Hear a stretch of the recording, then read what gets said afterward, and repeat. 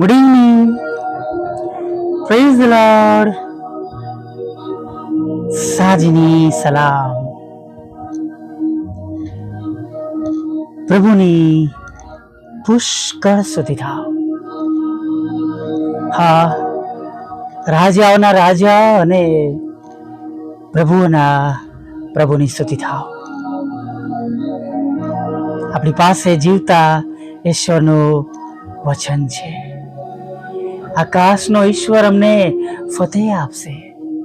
आकाशना ईश्वर हमने सफलता आपसे. स्वर्ग का परमेश्वर हमारा काम सफल करेगा. हालेलुया. Praise the lord. प्रभुની સ્તુતિ કરીએ, પ્રભુની આરાધના કરીએ. આવો આ સુંદર સાધના સમયમાં આપણી બધી જ વિનંતીઓ લઈને આપણા પ્રભુની આગળ નમી જઈએ.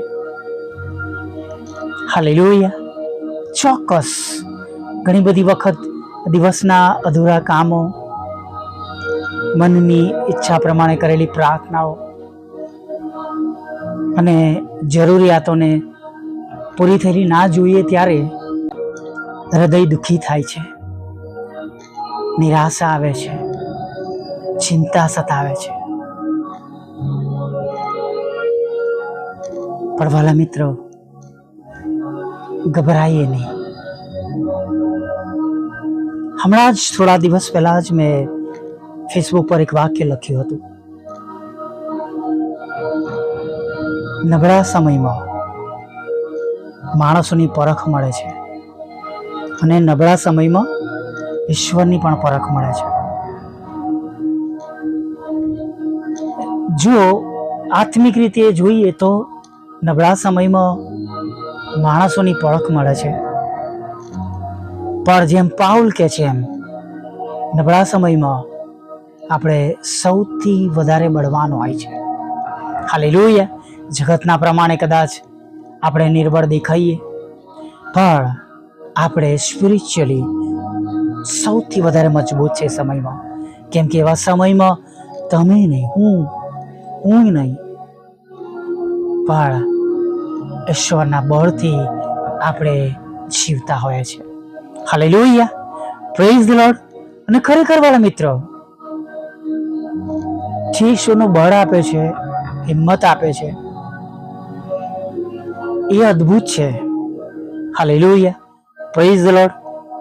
ઘણી બધી વખત જો મારી સાક્ષી તમને કહું, સૌપ્રથમ એવું ના વિચારતા કે હું તમારી પાસે દાન માંગુ છું. જસ્ટ સાક્ષી માટે તમને કહું છું. તમારા મને ઘણા જોબ કરતા હશે, બિઝનેસ કરતા હશે, તમારા બધાની પાસે એક ફિક્સ ઇન્કમ એક સમય પર ગમે ત્યારે આવતી હશે. જ્યારે મારા જેવા ઘણા બધા સેવકો અને જેઓ વિશેષ જેઓ કોઈ સંસ્થા સાથે જોડાયા નથી, કોઈ જગ્યાએ સેવક તરીકે જોબ કરતા નથી, વ્યક્તિગત ઇન્ડિવિજ્યુઅલ કરે છે ફક્ત પ્રભુના સપોર્ટ દ્વારા, ત્યારે એવા લોકો માટે પણ ઘણા બધા એવા મોટા મોટા સામે પ્રશ્નો આવે છે, જેમાં ઊભું રહેવું એ અઘરું પણ હોય છે. સામાન્ય રીતે પ્રભુના બળ વગર, પ્રભુની કૃપા વગર ઊભું ન રહેવાય. હાલેલુયા. તમે પણ તમારા EMI માટે ગોઠવણ કરતા હશો નહીં? અને અમારી માટે તો પ્રભુ છે. પ્રભુને કહીએ છીએ, પ્રભુ આ સર્વ જરૂરિયાતો છે. અને જ્યારે કોઈ સ્કોપ હોતો નથી, કદાચ કોઈક એવા વ્યક્તિઓ છે જેમની પાસે મદદની આશાઓ છે અને તેમની પાસેથી બી જ્યારે મદદની અપેક્ષાઓ પૂરી થઈ જાય છે અથવા મદદ શક્ય બનતી નથી, એ પછીનો જે સમય હોય છે કે જ્યારે પ્રભુ બીજા અન્ય રસ્તો ખોલે ત્યાં સુધી રાહ જોવાનો, એ સમયમાં આપણી પોતાની ઓળખાણ મળે છે. હાલેલુયા. હું હંમેશા કહું છું એમ કે આપણા ઈશ્વર એ જબરા પાણીમાંથી રસ્તો કરનારા ઈશ્વર છે. હાલેલુયા.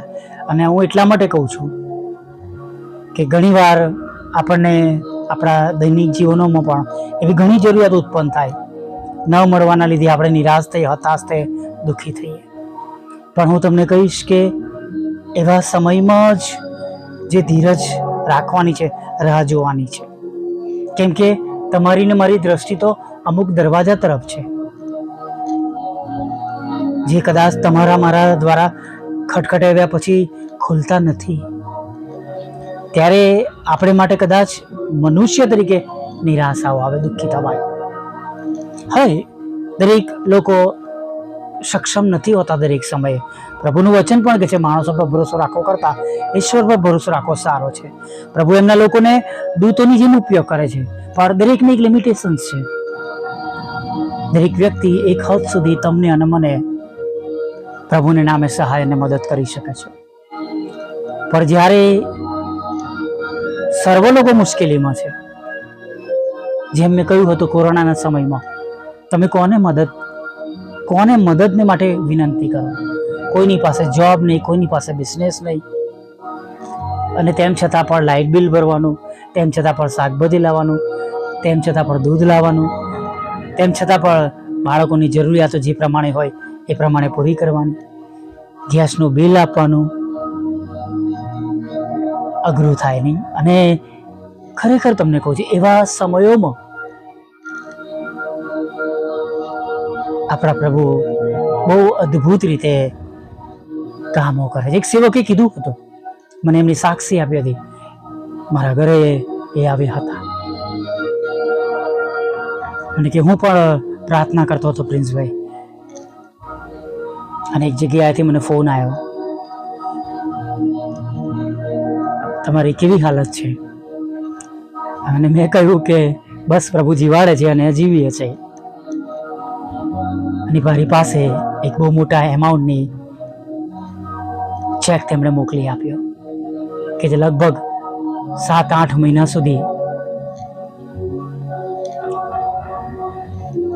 કોઈ પ્રકારની ચિંતા વગર તેઓ પ્રભુનું કામ કરી શક્યા. કદાચ એ રકમ એટલી મોટી હતી કે મારા જેવા સેવક માટે તો 1-1.5 વર્ષ કોઈ પ્રકારની ચિંતા રહે નહીં.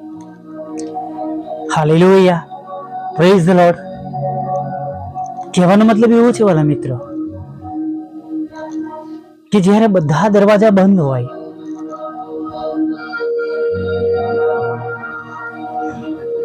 ત્યારે આપણા વિશ્વાસની પરીક્ષા હોય છે. અને એવા સમયમાં આપણે વિશ્વાસમાં પસાર થઈને એ પરિસ્થિતિમાંથી નીકળીએ છીએ કે પડી જઈએ છીએ, કે પાછા પડીએ છીએ, કે નિરાશ થઈએ છીએ, કે અવળા માર્ગે જઈએ છીએ, કે પ્રભુથી દૂર થઈ જઈએ છીએ. બધું જ આ સમય નક્કી કરે છે. અય્યુબે કશામાં ઈશ્વરને દોષ આપ્યો નહીં. હાલેલુયા. યુસુફે વગર કારણે પણ જેલમાં જવાનું થયું, પણ કોઈ જગ્યાએ ઈશ્વરને દોષ આપ્યો નહીં. દાનિયેલ એ તો રાજાને કહે છે, હે રાજા, કે હું મારા ઈશ્વરની દ્રષ્ટિમાં ન્યાયી ઠર્યો છું અને મેં તમારું પણ કંઈ બગાડ્યું નથી. હાલેલુયા. આ આપણા ઈશ્વર છે કે જ્યારે આપણે બનેલા રહે છે તેમની પાછળ ચાલવામાં, ત્યારે એ આપણે માટે માર્ગ કરે છે, જબરા પાણીમાં રસ્તો આપે છે. હાલેલુયા. પણ એ સમય સુધી ઊભા રહેવું, બેસી રહેવું, શાંત રહેવું, પ્રાર્થનામાં રહેવું, બીજાઓને હિંમત આપી, બીજા માટે પ્રાર્થના કરવી, આપણું કામ સતત ચાલુ રાખવું, એ બહુ જરૂરી છે. Hallelujah, praise the lord. ચોક્કસ હું હંમેશા એવા મિત્રોની પ્રભુના નામે અપેક્ષા રાખું છું કે ભલે કદાચ તેઓ આર્થિક રીતે મજબૂત ન હોય, પણ મને પ્રાર્થનાનો ટેકો આપવામાં પુષ્કળ મદદ કરે છે. મારી માટે રોજ પ્રાર્થના કરે છે. મારી બહેનો છે જે જુદા જુદા શહેરોમાં રહે છે, પણ જુદા જુદા એરિયામાં રહે છે, પણ તેઓની પ્રાર્થના એ મારા માટે આશીર્વાદનું કારણ બની જાય છે. હાલેલુયા. આપણે લોકો હંમેશા એવું વધારે જોતા હોય કે મને કોઈક નાણાંથી મદદ કરે. કદાચ જગતની દ્રષ્ટિએ બરાબર હશે, પણ આત્મિક રીતે જોઈએ તો પ્રાર્થના કરનારા કેટલા લોકો આપણી સાથે છે, કેટલા લોકો આપણી માટે પ્રાર્થના કરે છે, એ સૌથી વધારે અગત્ય છે. હાલેલુયા.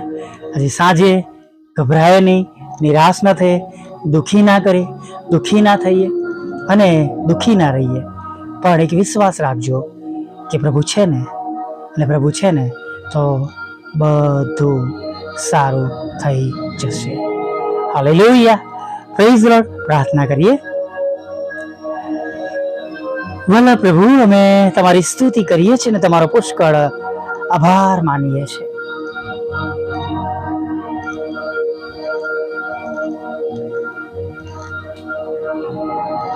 સાંજના સમયે ફરીવાર તમારું પવિત્ર નામ લેવા માટે તમે આ સુંદર તક આપી છે. તમારું પવિત્ર રૂડું નામ લેવાને માટે તમે આ તક આપી છે. તેને માટે અમે તમારી સ્તુતિ કરીએ છીએ, તમારો આભાર માનીએ છીએ. પ્રભુ, આખા દિવસની સંભાળ અને કાળજીને માટે પ્રભુ અમે તમારી સ્તુતિ કરીએ છીએ, તમારો પુષ્કળ આભાર માનીએ છીએ. દિવસના અંત ભાગમાં અમે જઈ રહ્યા છે ત્યારે પ્રભુ પ્રાર્થના કરીએ છીએ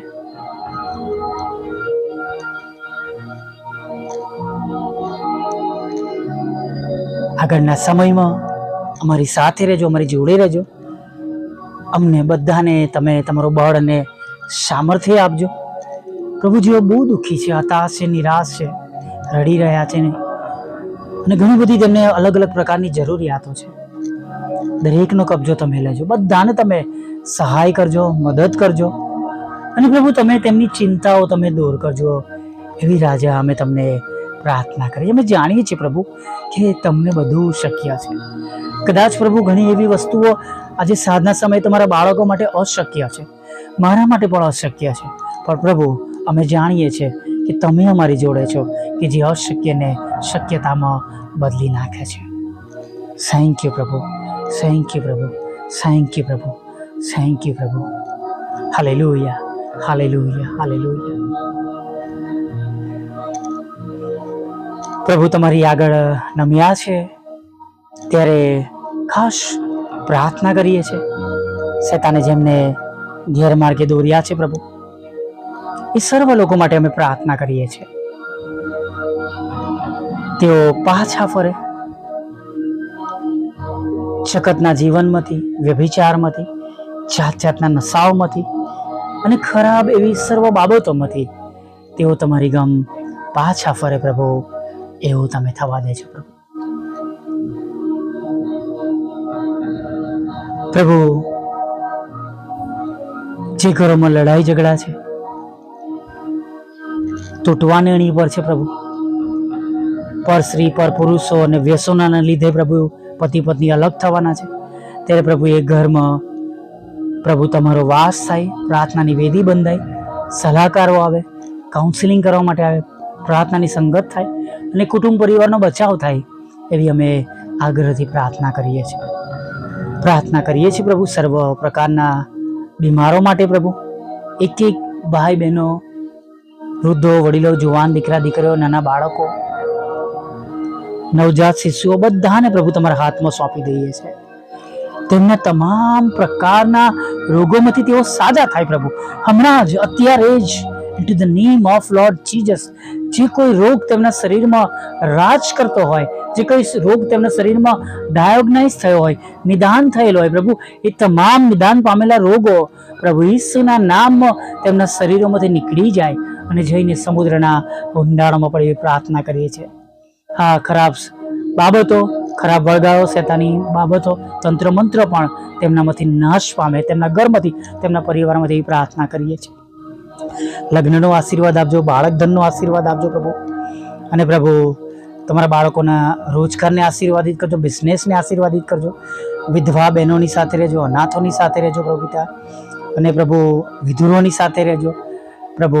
મન બુદ્ધિના લોકો, માનસિક રોગીઓ અને વિકલાંગોને પણ પ્રભુ તમે નોંધમાં લેજો તેમનું દુઃખ ને પ્રભુ તમે જોજો, અને તો પ્રભુ તમે એમને સંપૂર્ણ સ્વસ્થ ને સાજા કરજો, એવી અમે પ્રાર્થના કરીએ છીએ પ્રભુ પિતા.